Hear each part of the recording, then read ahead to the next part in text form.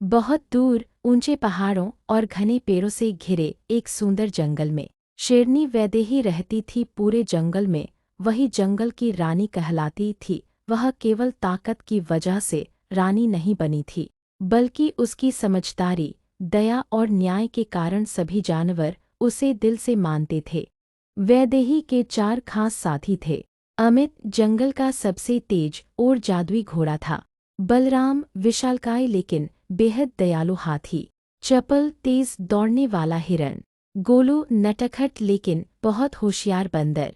एक साल जंगल में अजीब संकट आ गया। बारिश समय पर नहीं हुई, जंगल और गांव को हरियाली सूखने लगी। जंगल में सूखा पड़ गया, पूरे पेड़ मुरझाने लगे। जंगल सूखा हो गया, जानवरों के बीच डर फैल गया। कुछ जानवर आपस में लड़ने भी लगे। डर से नहीं, समझ से रास्ता निकलेगा। अमित ने बताया, जंगल के पश्चिम में एक पुराना जलस्रोत है, लेकिन वहां तक पहुंचने का रास्ता बंद हो चुका है। हाथी बलराम बोला, अगर सब साथ दे तो मैं रास्ता बना सकता हूँ। हिरण चपल ने कहा, मैं आगे जाकर खतरे की खबर देता रहूंगा।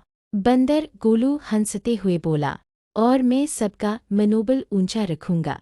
सभी जानवर साथ निकले। वैदेही आगे आगे और जंगल के सारे जानवर उसके पीछे पीछे चल रहे थे। बलराम हाथी ने अपनी सुर से पत्थर हटाए।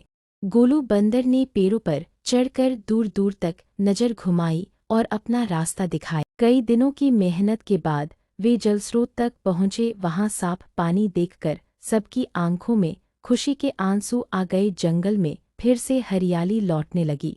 लेकिन मुश्किलें यहीं खत्म नहीं हुईं। कुछ लकड़हारे जंगल काटने आ गए। पेड़ों की चीखें जैसे हवा में गूंजने लगी। लकड़हारे कुल्हाड़ी लेकर जंगल में घूमते रहे। रानी वैदेही ने कहा, हिंसा नहीं, बुद्धि से काम होगा। हम सबको मिलकर शांति से काम करना पड़ेगा। तोते ने इंसानों की भाषा में चेतावनी दी, पर लकड़हारे नहीं माने।